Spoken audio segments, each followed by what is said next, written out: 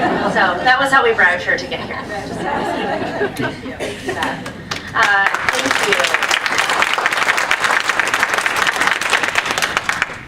To move on, we're going to start with our awards, and I want to introduce Demery Donahue, who is going to sort of facilitate our award presentation. Demery received last year's Rising Star Award, and so along with that comes an ask that she's required to be on the steering committee for Dawn. So she will be, Demery works for LS2 Group, a PR firm here in Des Moines, and had previously worked on the Obama campaign in Dallas County. So that was how her and Joanne got to know each other. But I will welcome up Demery to help present the awards.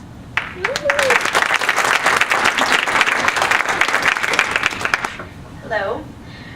We are going to start off with the Barbara Boatwright Lifetime Achievement Award, which is given to a woman whose life work has advanced democratic values, or a woman who has achieved a noteworthy accomplishment in her community or the state.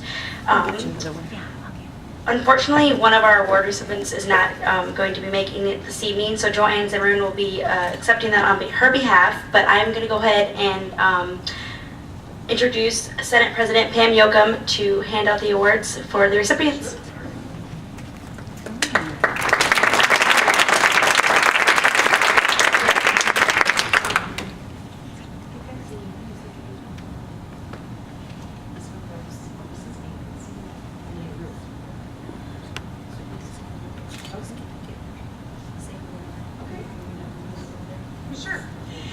The first winner is Ruth Charno from Dubuque, and I nominated Ruth. And the reason I did that is Ruth has been an avid supporter of women's rights from back in the early 1970s when I first got to know her. And I can tell you that Ruth took from Dubuque a lot of heat for being very outspoken on women's rights, reproductive rights, and gay rights, and you name it. That woman has been out there in the forefront on all of those civil rights issues for the last 40 years. And I just thought it was time that as women, we recognize that her accomplishments and all the work that she has done to help elect Democrats up and down the ticket.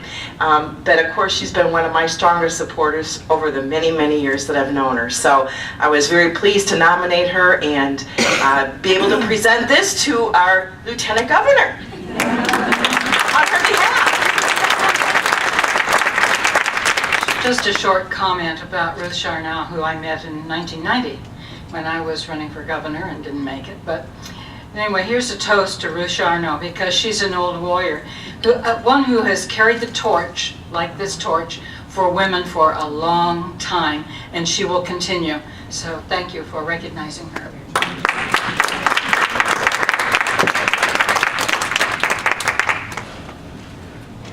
And the next recipient is Ann Mikulski from Dubuque as well. Ann has been very active in the community, of course, supporting women in public office, but she has been an avid supporter to make sure that women who have been abused have a safe place to go to themselves and their children.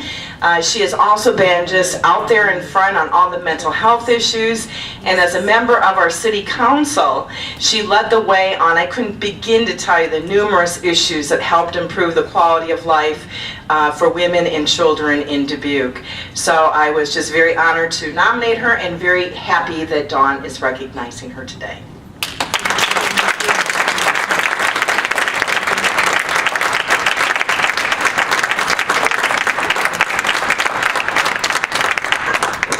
Pam said, do you want to say a few of your words? I always want to say a few words. I have been a Democrat since I was 4 years old. In 1936, Franklin Roosevelt was running for his second term. My family was very Democratic, and that's all I heard. And I used to pretend to read the paper. And one of my uncles said to me, how are you going to vote, Annie? And I looked at him and I said, straight Democratic. I think I knew what it meant even then. When I lived in Illinois, I was an active Democrat, but I never knew what it meant to be a really active and committed Democrat till I came to Iowa. I have a niece who's very interested in politics, but everything is so big in Illinois There's long lines of people. You have to wait in line to be, can you believe it? You have to wait to be asked to be on a committee. I went to my first caucus and left the caucus. I was on 4 committees. Platform, well, everything from the platform to helping Frank Delaney cook the hot dogs for the county convention. And I just loved every minute of it. The biggest challenge, of course, is to be an active Democrat on a city council that is technically nonpartisan. And we really manage that well in Dubuque. I think it gets a little bit more partisan as time goes on and issues become more complicated. I really surprised people when I won. I know our mayor came back from China.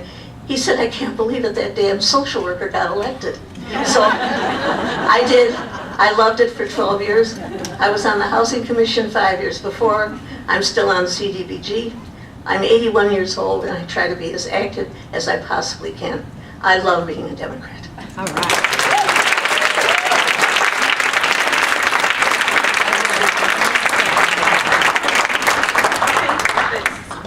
She can sit along once.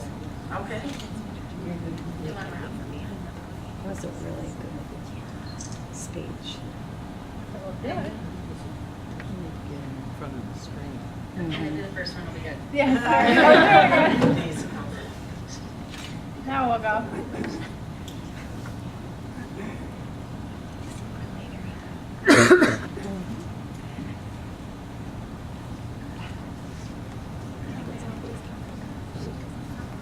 All right, our next award is the Dawn Rising Star Award. This award is given to a woman under the age of 30 who has shown dedication to her community and to democratic values. I'm going to have former IDP Chair Sue Dvorsky, Melanie Gross, and Carter Bell come up here to present the award.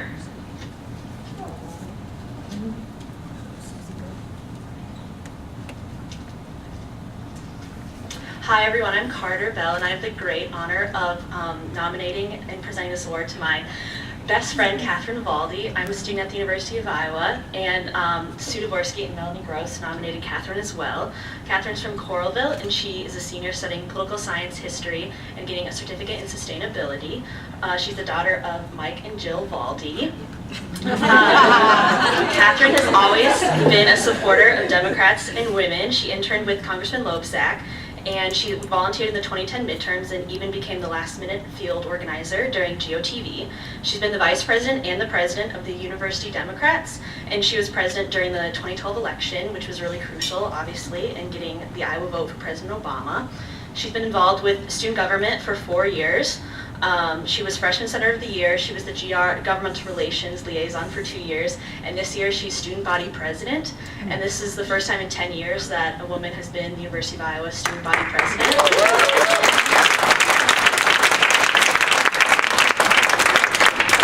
Catherine's done a lot of great things as president, getting green funding for our student orgs, getting websites for our student orgs. She was really instrumental in the tuition freeze. But I think I'm most proud of her when she was running last year. She made sure that her ticket of 39 senators had an even gender distribution, and that was all her. That was all of her hard work in making sure that we had even representation with that. She's also been to Iowa New Leadership. She's an alum of that, and she was a presenter. So it's with great pleasure that I present this award to a wonderful role model, mentor, and friend to literally thousands of women at the University of Iowa.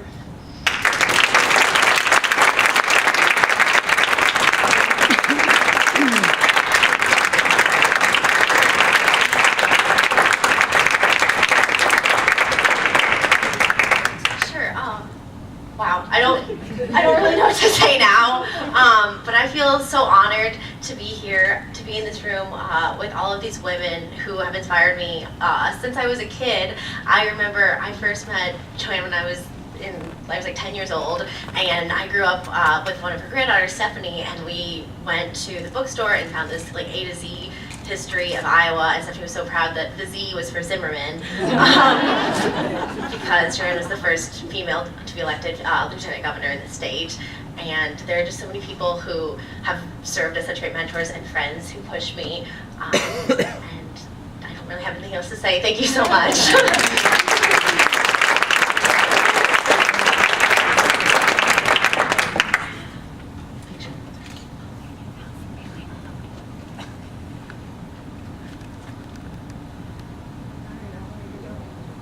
You're standing in the Excellent. pool, Sue. In front of the podium. Yeah.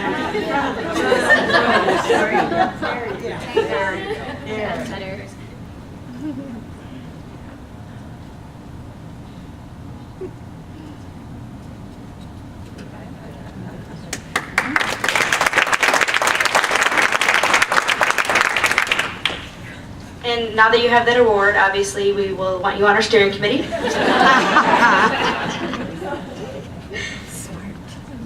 All right, the next award is going to be the Dawn Special Recognition Award. This one is going to be presented by Morgan Miller.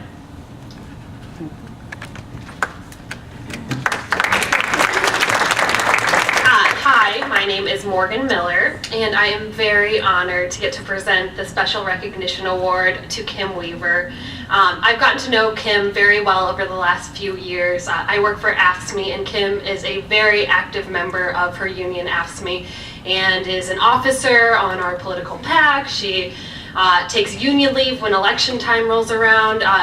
But this award is not for her work with the union. It's because she's an activist for Democrats in Northwest Iowa. Kim this is not an easy task to be an activist in Northwest Iowa, but she is changing things there. She is making it so Democrats in Northwest Iowa have a voice. They have a place to organize now, and this is all because Kim founded something called SOLO, which stands for Sioux, O'Brien, Lyon, and Osceola counties. Is that right, Kim? That's Yes. right. And she founded this in the summer before the 2012 election and laid a groundwork for a network of Democratic activists in a region that's been neglected and forgotten. And it's a region that we roll our eyes at, and we don't think it can happen, but Kim has done it. And it's been a great success. And just this past January, she had an event where State Senator Jack Hatch came, Bob Krause came, Jim Maurer came, all came out to see what SOLO was all about. And she got statewide recognition for this event and has really pulled together an area that needed Democratic leadership. And there was a vacuum there. And Kim has stepped up. And although most people would think this is an uphill battle, Kim has made it look easy. She is energetic and positive and most of all passionate about taking on this cause to make sure that our party is reaching out throughout the entire state, that no area is going neglected. And so we are all very lucky to have Kim on our side as women, as Democrats, and as Iowans. So congratulations, Kim. Well deserved. Thank you.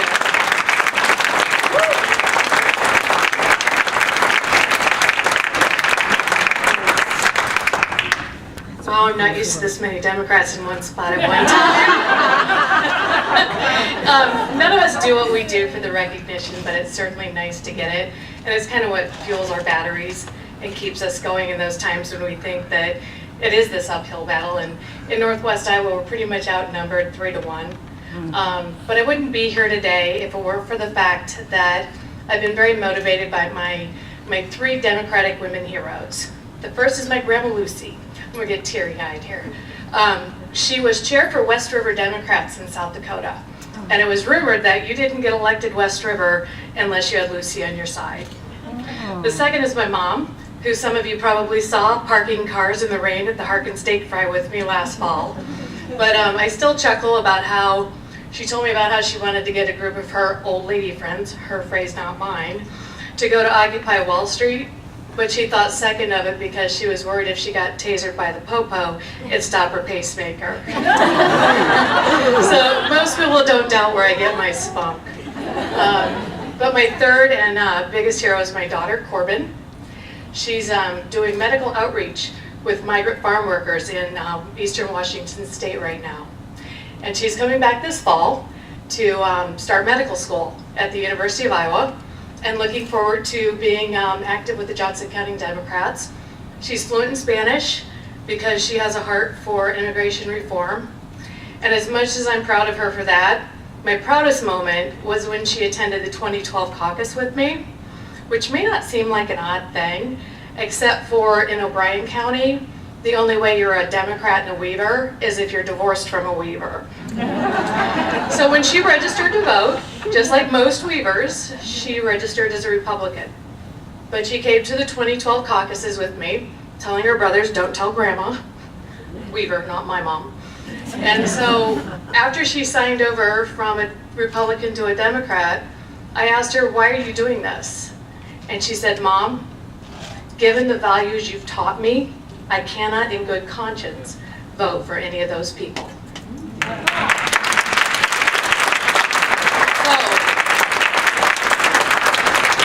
when there's those days when you don't want to knock on another door, or you have to drive halfway across the state to work on Liz Mathis's campaign because there's not a Democratic campaign in your area, or you feel like you're just not making any headway, we have to keep knocking on doors. We have to keep chipping away at the walls, because you just never know when your words will inspire a hero.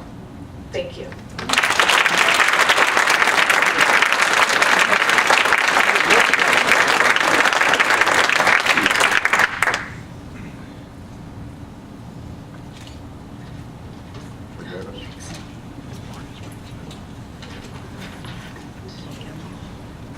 All right, the next award is the Dawn Local Elected Award. And this one goes to a public official who has proven to be a strong leader and advocate for women at the local level. I'm going to introduce Dave Langston, who will be giving that award.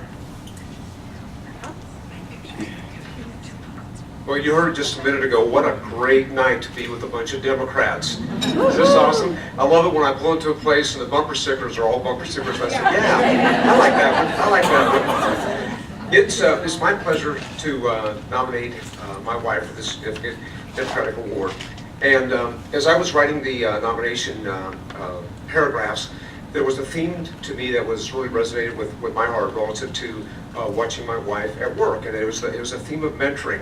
And I thought, well, you know, first of all, I have seen her accept mentoring. There have been times when she was launching her political career, and she would seek the advice of people like Gene Oxley and Peggy Whitworth in our area, you know, long-time, well-known Democrats, and ask them, you know, what her path would be and what she should do in her career. But when you receive mentoring, part of the job you've got is to turn around and pay that forward. And Linda has been relentless in advocating for women to take leadership roles in all kinds of endeavors, in political endeavors and everything else that is available. And in fact, she has coached and mentored some of the young people who have come through Iowa working on campaigns, and some of those folks are working in the White House now. They're pursuing their own political career and making great progress. And Linda's always given people the encouragement to step up and do it, that you can do it. She's got a great impact at a local level as a Lynn County supervisor, and she's got an impact at a national level. This year, she's serving as the president of the National Association of Counties, and so she travels all over the country representing Iowans or representing county and local governments in a variety of venues and speaking in many areas. She's also the past president of the National Democratic County Officials.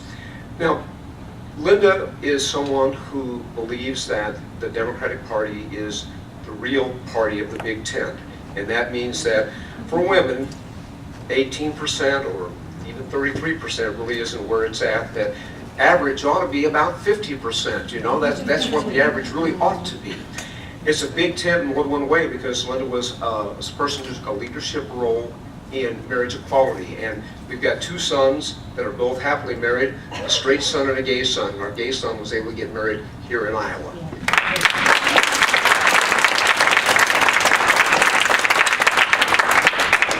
I just want to add one very personal note. I've had the great pleasure to watch something that I had said is kind of like watching a bud blossom. I've been able to watch my wife in her career and in her advancement in the last decade and a half, and it constantly is amazing to me. It constantly is something that I just kind of sit back and enjoy and marvel at. She has deep passions, she has great skills and great talents, and when she puts them all together to work on the issues that she cares about, she's just a tremendously effective woman. And it is my incredible pleasure to present this award to Linda Langston.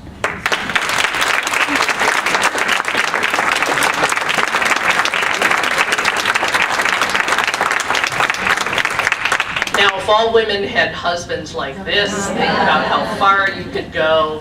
Truly my life's partner. And I very much appreciate him and our 2 sons and their spouses.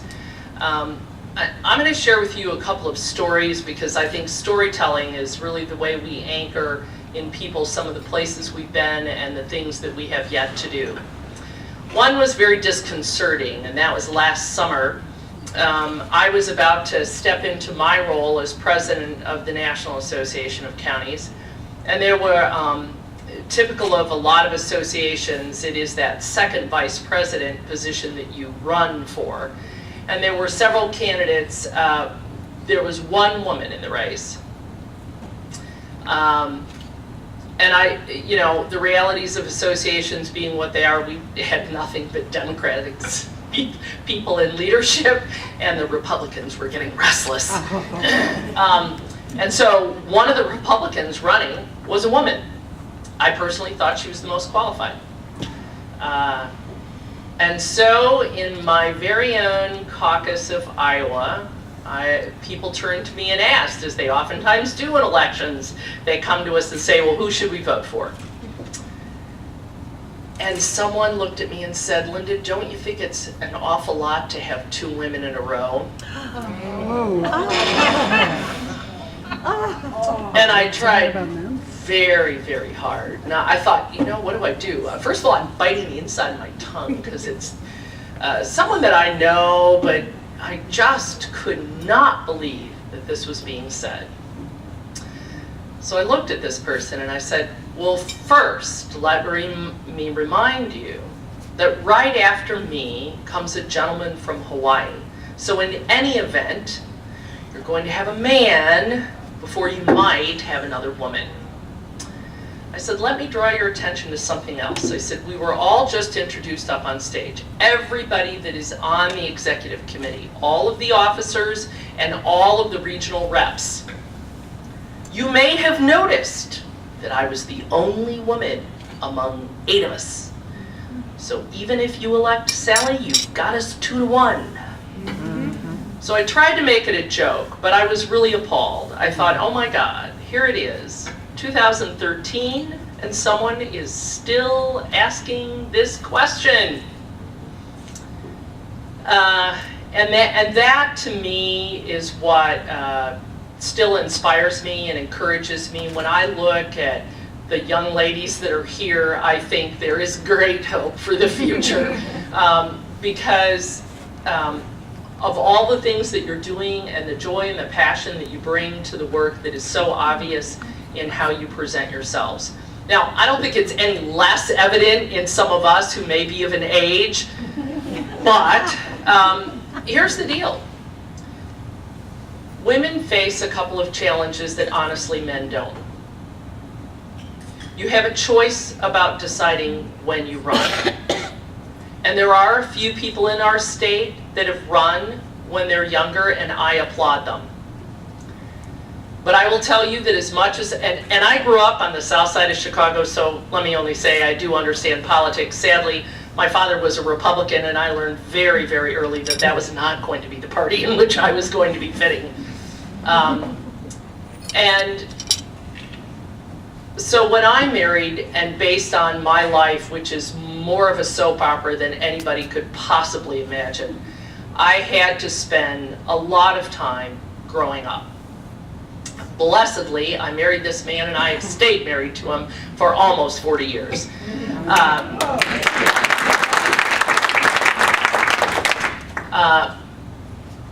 But there's a time in your life when you make a decision about whether or not you're going to have children.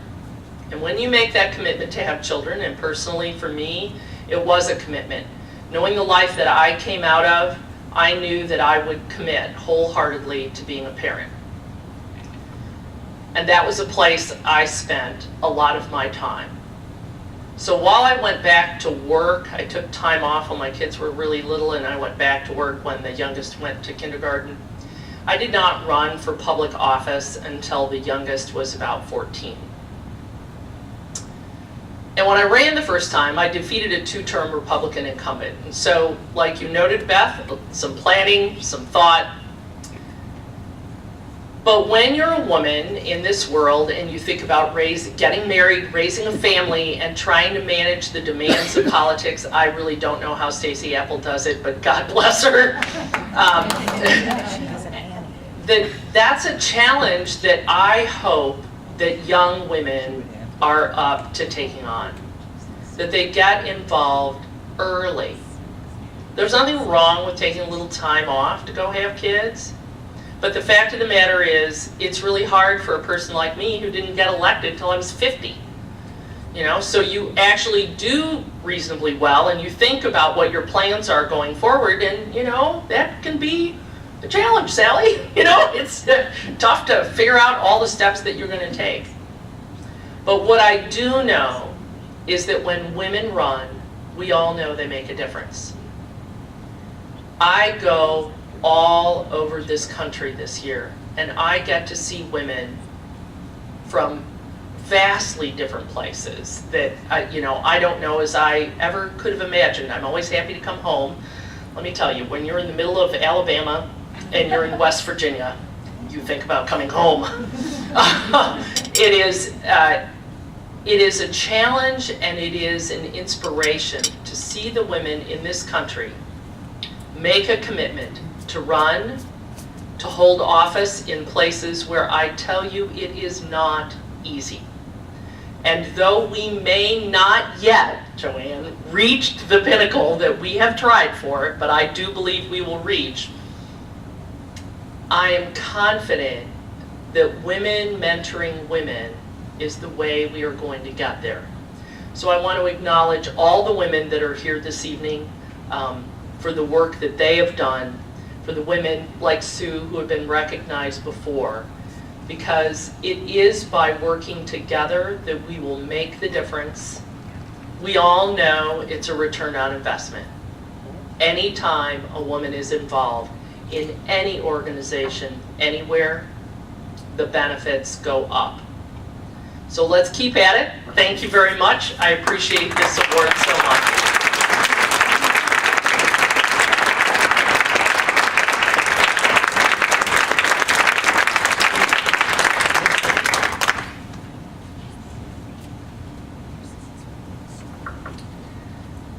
All right, we have our last award of the evening, the Dawn State Elected Award. I'm going to introduce Michelle Grau, who will be nominating this award.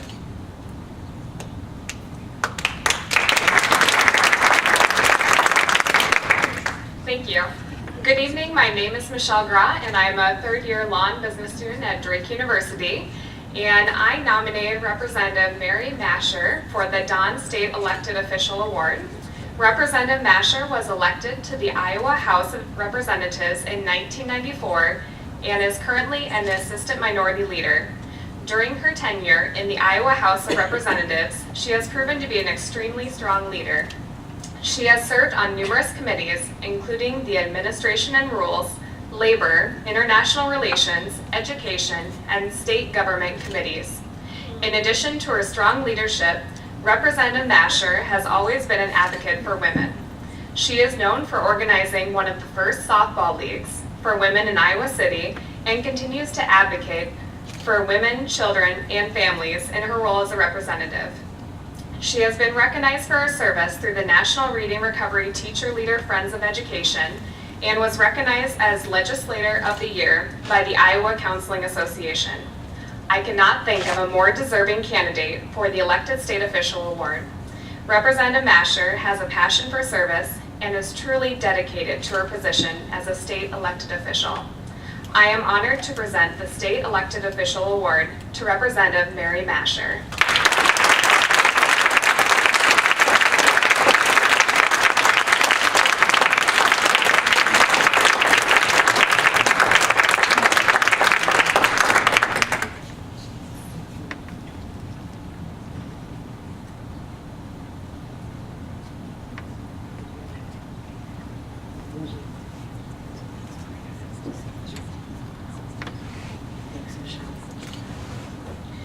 There's no 10-minute rule up here, so bear with me. In the House, when we speak on the floor, those colleagues of mine are laughing, but they know there's a 10-minute rule. that we have, and then the chair says you're out of time and you have to sit down. So if I go a little over the 10 minutes, bear with me. I have some things I want to say and some people I want to thank.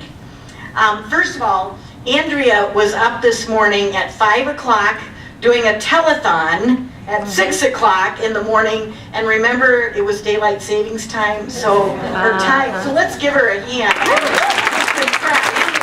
Thanks for letting me know that. Thank you.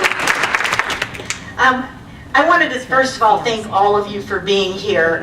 It's a real testament to Dawn and what they've been able to accomplish. Joanne, your brainchild, and Barbara Boatwright would be so proud today to see all of us here and carrying on in her name so many of these awards and the things that you started. So thank you from the bottom of my heart. I know you've made a difference. I wanted to first of all thank Linda, Ruth, Ann, Catherine, and Kim. What wonderful award winners to be with. I can't thank you enough for being a part of that, and just know that you have been recognized, and there's a reason for that. You've done amazing things, and you'll continue to do those, and I know that, so it's an honor to be named among you. I wanted just to say to Beth, 50% of our medical students are now women. And that's true in dentistry as well. It's changing in law, and it's changing in a lot of other areas with the STEM initiatives, with engineering, and all of those science areas that we've been falling behind in. So I wanted you to know that, and I've got a couple other statistics for you that I want you to remember going home. First of all, I want to thank Michelle. Michelle, thank you so much for nominating me. I can't tell you what it means to me and how much I appreciate your willingness to put my name in. It means a great deal. Dawn's list, can we have the board stand up? The board for Dawn. They are an amazing group of women.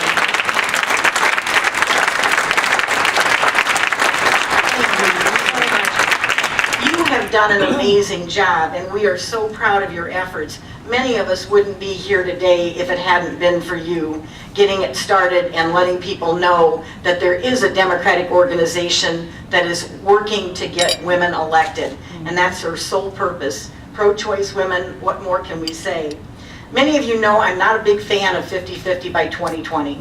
And it's because I don't want more Kim Pearsons or Sandy Salmons in the Iowa House or Senate. Mary's shaking her head back there because Marty and Mary know, along with our other colleagues, they fight us tooth and nail on every progressive issue that's out there. Whether it's choice for women, whether it's preschool for our 4-year-olds, whether you name it. They fought us on boards and commissions, equity, having women balanced with men, gender balance on local boards and commissions. So we fight them tooth and nail. So I'm very interested in electing more women, but pro-choice Democratic women. So this is what I want you to take home. In the Iowa House Democratic Caucus right now, we have 47 members. Of those 47 members, 20 of us are women. It's 42% of our caucus. So we're almost at the 50% mark. When we get to be 51 members and are in control, we'll hopefully have the same balance of women and men in our caucus. We've got some great women candidates running again.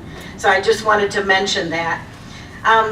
Women are well on our way to becoming a majority, not only in the House, but also they're working on it in the Senate. Bob Dvorsky, Pam are both here. They know that women candidates can win when we work with them and help them with their elections. We want to recruit you.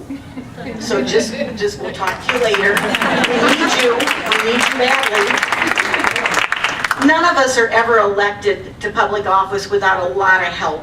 And I want to recognize some of the people who helped me. I first want to just mention my parents. My mom and dad were active Democrats all of my life. And my mother's gone now, but I had brunch with my 92-year-old father this morning, and his parting words to me were, "Give him Hail Mary." Now, there's a story there. Dad's name is Harry. One of his favorite presidents was Harry Truman. Harry Truman's quote that my dad loves and repeats to me often is, people would say, give him hell, Harry. Harry would say, I don't give him hell, I tell him the truth, and they think it's hell. And so, I know when he says things like that to me, it's the roots that he grew up with, and going through the Depression and having to experience that, that's where that's all coming from. My dad was a school board member, and he says if you ever want to get into ugly politics, school board is worse than anything out there because it's your neighbors. He said, I still have neighbors that won't speak to me because of decisions I made 80 years ago. Anyway, my dad was also a member of the NFO, National Farmers Organization, and so he was the county chair in our area, and oftentimes those meetings were held in our home. And so I would see the farmers from all over Johnson County gather together. It was during the 50s and 60s when they were doing the boycotts and getting actively involved and trying to give farmers a voice. And so I learned from him and from those neighbors and the women. It was the women that were often the ones that were doing the day-to-day work that was helping with the farming, and they were a part of that organization. It wasn't a kind of thing, it was a true partnership. And I think the lessons that I learned there were invaluable. My mother was the organizer. She was the one that helped with campaigns, and people would seek her out because she was one of those, like your grandmother, that if she was on the campaign, you almost were sure to winning, and so everybody tried to get her involved. She taught me that women could and should be involved in politics, and when we work hard, we can and do win. My sisters and brothers have been a big part of my life, and they provided me with a support system and a safety net in good times and bad. Our family discussions could be described as lively and intense. Some would think argumentative, but we just all stand our ground. I love those siblings dearly. They helped me be a part of who I am today. My son Jason and his wife Lindsay and my grandsons Aiden and Kale have been my reasons for running. They have made me a better person, so I want to make this a better state for them and you. I think we all know we have so much potential here, and I want to tap into that and make sure that it's a better place for them. In Iowa City, my teacher friends, Sue knows those people well, and they taught us well. We learned a great deal from both the teachers in Iowa City and the students. I probably learned more from my students about how kids learn than anybody in terms of my classroom experiences at the university, but I think that's a valuable lesson to learn, and it's important that we do listen to young people because they have a great deal to tell us. My treasurer was Jeanette Carter. I was a page at the public library in Iowa City growing up, and Jeanette was a 30-year friend of mine who has been my treasurer for the last 20. As a high school student, I learned to be actively involved. I was my junior class president and got a lot of good training, I'd say, in that high school generation and those years. You mentioned, Michelle, the Girls Softball League. It's probably one of the things I'm most proud of when I look back at things that I've been working on and have done over the years. And there are literally thousands of girls in Iowa City who have been impacted by that league and their ability to play because they didn't have a place to play and they didn't have a group to play with at that time. ISEA has taught us a whole lot about bargaining and negotiations. I was a chief negotiator, Sue was as well. We learned a lot about the give and take that it takes to be able to reach compromise and to be able to move forward with something that is better for our teaching group. And so that was extremely important. I want to thank my friends here today. Vicki, Cindy, Sally, Marty, Mary, Pam, Bob, these people are phenomenal and they represent our areas well, but they also are just good people. And they're people that you know you can trust. They will talk to you at any time, day or night. And sometimes the night's the time to unwind and process what went on during the day. You need that support system. Catherine, I know you've got that in Carter. You've got it in Annie and Carolyn. You've got to have that. in order to be successful. So use them, they will help you as well, and it's a great relationship to nurture. So I wanted to thank you from the bottom of my heart. I appreciate you more than you'll ever know. You know, I have one person that I invited today that I think sometimes we forget about the people who help us get where we are. So Mary Ann, would you stand up? Mary Ann is my clerk in the house. She's been with me for 7 years. She keeps me organized. She does an amazing job of supporting me in what I need to do. So Mary Ann, thank you so very much. I appreciate you a great deal. Now, if you are under 35, stand up. I know you're out there. Here they are. Here they are. They're standing here. The next generation, yes. Men and women, come on. Men, are you 35? Men and women, both. Yes. Thank you. The reason it is so important to have you here, you're going to be filling our shoes. I take them off now, but I'm not quite ready. But seriously, you are the next generation, and we are so excited. Linda said it so well. The future looks bright, I gotta wear shades. You are amazing in what you've already accomplished. I look at your resumes and I think, when did you have time to study? Don't answer that. but it's amazing what you've been able to do in such a short time. And we are so proud of you, and you need to know that any one of us in this room will support you in your efforts to become elected officials. So please think about that and know that we're here for you, okay? The last thing I wanted to say is I have, for anyone who's interested in mentoring others, would you stand? If you're interested in mentoring other candidates and people, all right. If you've done that before, that's okay too.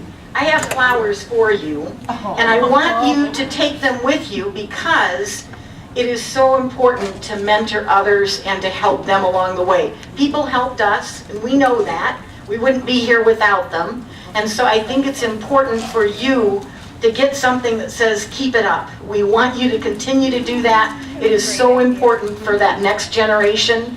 And I can tell you, I wouldn't be here today if it hadn't been for others who mentored me. So thank you for being willing to do that. Enjoy the flowers and know that we love you all.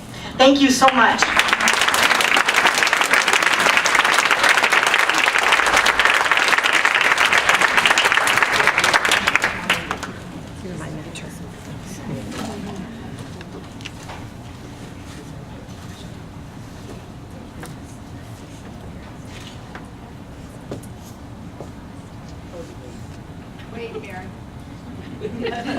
I missed that.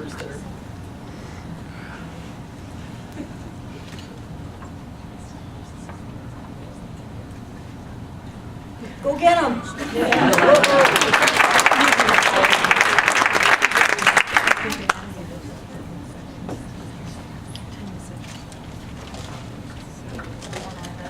Okay, we'll pass out those flowers to those we spotted standing up here in a second. That concludes all the awards for this evening. I was telling Demery before she got up, don't forget to introduce yourself, because I forgot to do that with myself. So I know many of you, but I'm Andrea Jansa, and I work as a research analyst for the House Democrats. So many of these women here today are my bosses, my friends, and both. So I also am the current president of Dawn's List, and I was recruited back in 2009 after receiving the Rising Star Award. So they added me to the steering committee very early on. Anyway, want to thank you all for coming. We do have some vases of flowers for our award recipients tonight, so we'll make sure you get those before you leave. Don't go anywhere without them. Want to let you know that Beth will be sticking around for just a little bit if you want to get a chance to talk to her. In addition, we still have food, drinks. I'm not sure what time it is. 7, so at least till 7:30 we'll be here. Feel free to eat some of that food. Jessie is also going to stick around if you'd like to talk with her about the They Ran, You Run, which will get the videos going here quickly. And then also wanted to really quick have someone stand up. Also here tonight is, and I'm going to try and say this right, Adam Parkamenko. here is with the Ready for Hillary pack. He's in town this weekend and has said he'll stick around if anyone wants to talk to him about what they're working on right now. But lastly, just wanted to invite everyone to come to our Facebook page and website for updates on tonight. We'll post some pictures, and just really want to thank everyone for your support and for being here tonight and for sticking around for the program. We really appreciate it. So thank you. Oh, Joanne? And someone should take the flowers off each table. Oh, and someone can take the flowers off They each could go table, to the so- mentors too. What's that? They could go to the mentors also. So the mentors can take those too. Thank you guys all for coming. Enjoy the last half hour. We'll see you soon.